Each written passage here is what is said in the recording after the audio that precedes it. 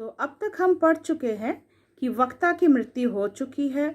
मरने के बाद वे उन्हें नर्क मिलता है और उनके कुत्ते को क्या है, स्वर्ग मिलता है।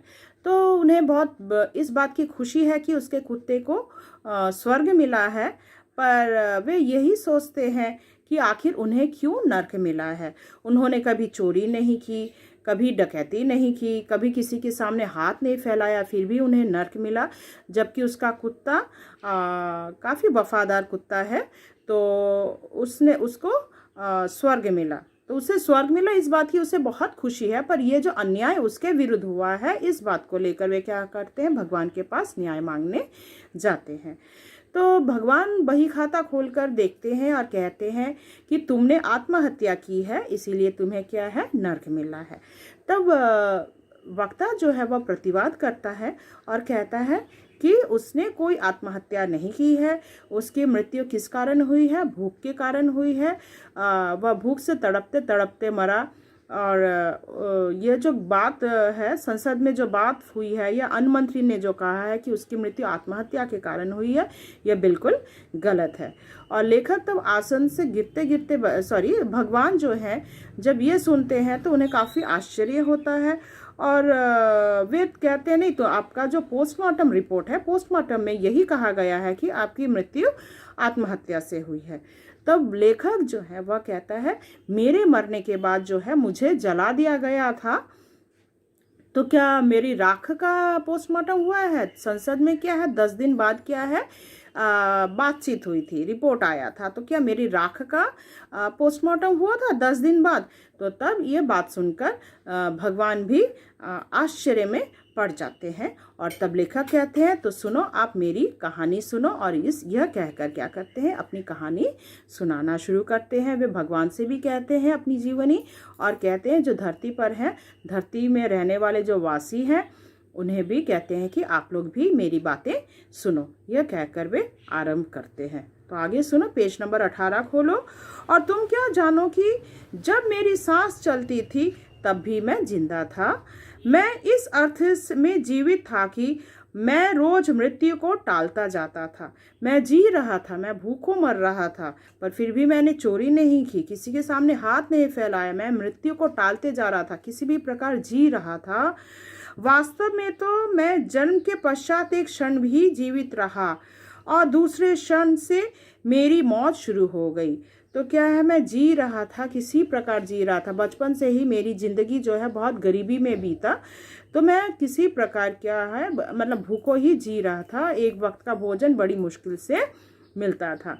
तो बचपन से ही मेरी जो जिंदगी है वह गरीबी में ही बीता। तो बाजार की उस अट्टालिका को तो तुम जानते हो। तो बाजार की जो वह अट्टालिका है उसे तुम तो जानते ही हो। उसी के पीछे एक ओर से पाखाना साफ करने का दरवाजा है और दूसरी ओर दीवार के सहारे मेरी छपरी। तो वे अपनी ठिकाना, उनकी जो मतलब वे जहाँ बसते थे, तो उसी के बारे में वे कहते हैं कि बाजार में जो अट्टालिका है, अट्टालिका यानी बहुत बड़ा बिल्डिंग को कहते हैं। तो वे कहते हैं देखो, लोगों अगर कोई किसी का ठिकाना पूछते हैं तो पहचानना मुश्किल हो जाता है। तो वहाँ पर अगर कोई निशाना बताया जाए कि मेरा घर उमुक स्थान पर है, सोचो आपका घर क्या है, बेहाला थाना या इसी प्रकार कोई, या आप सोचो हाजी, तो सभी पहचानते हैं। अगर आप बोलते हैं कि हाँ मेरा दुकान अंजलि ज्वेलर्स के पीछे है, तो सभी पहचान जाएंगे, ठीक है उसके पीछे वाला जो घर है उसका हो सकता है, ठीक है। तो यहाँ पे भी जो अट्टालिका है वह बहुत ही धनवान एक व्यक्ति का है, धनी व्यक्ति का अट्टालिका है, बहुत बड़ा बिल्डिंग है। उसी के पीछे का जो दरवाजा है वहीं से उसका घर है।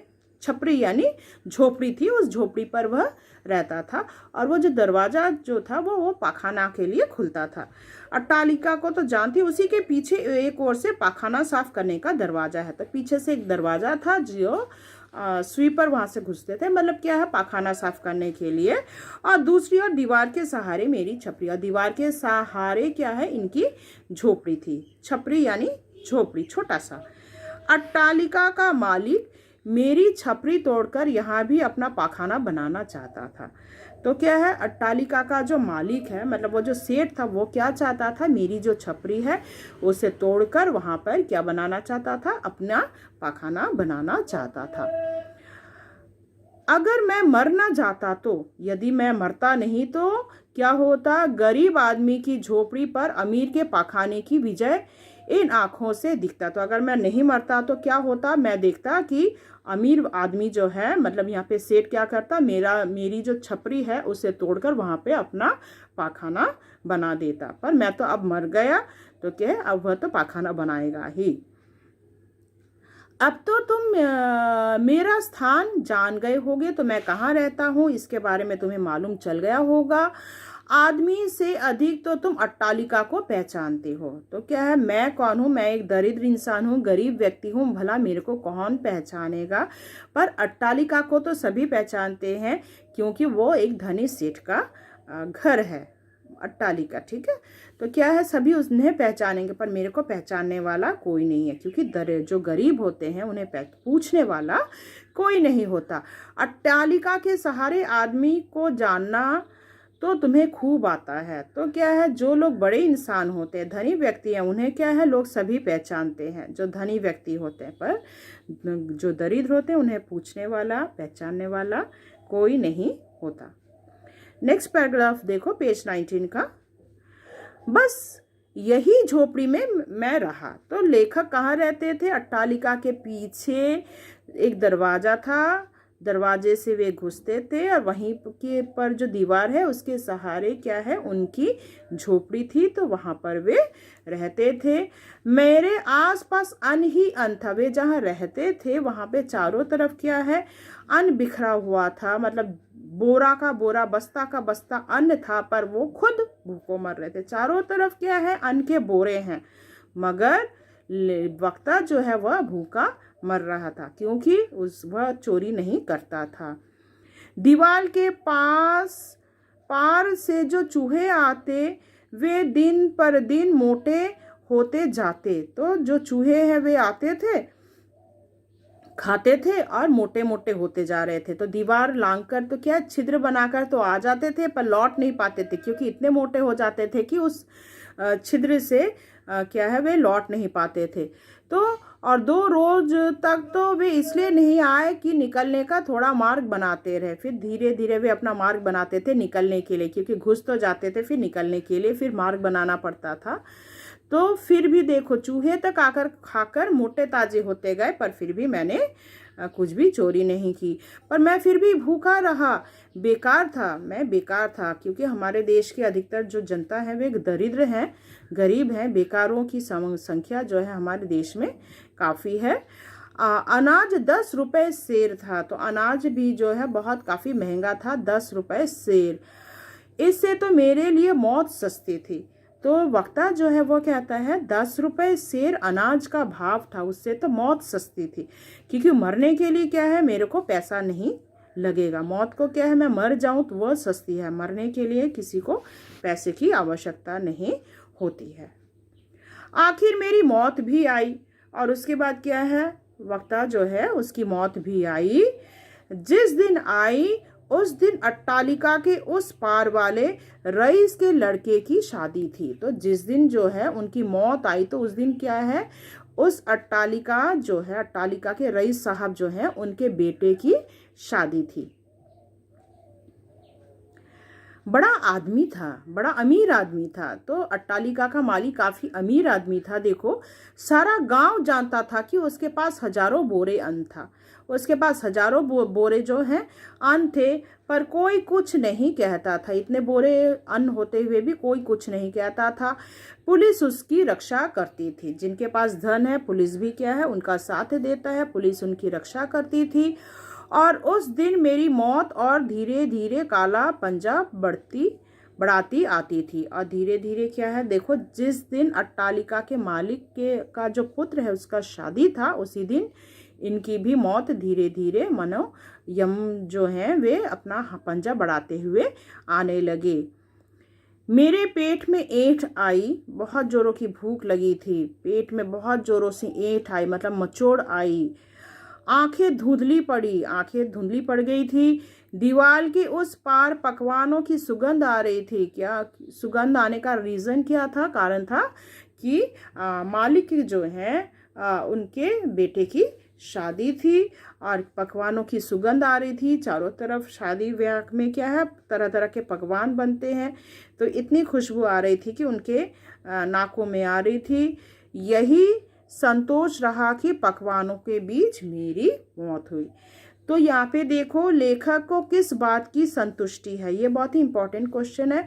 तो क्या लिखोगे, लेखक का जो है यहाँ पर इस बात की संतुष्टि है कि उनकी मौत जो है पकवानों के बीच हुई। ठीक है, चारों तरफ पकवान पक रहे थे, पकवानों की खुशबू आ रही थी और उनकी मृत्यु कहाँ हुई, पकवानों के बीच हुई। वे सूंघ कर मरे, मतलब पकवानों को सूंघते हुए उनकी मृत्यु हुई।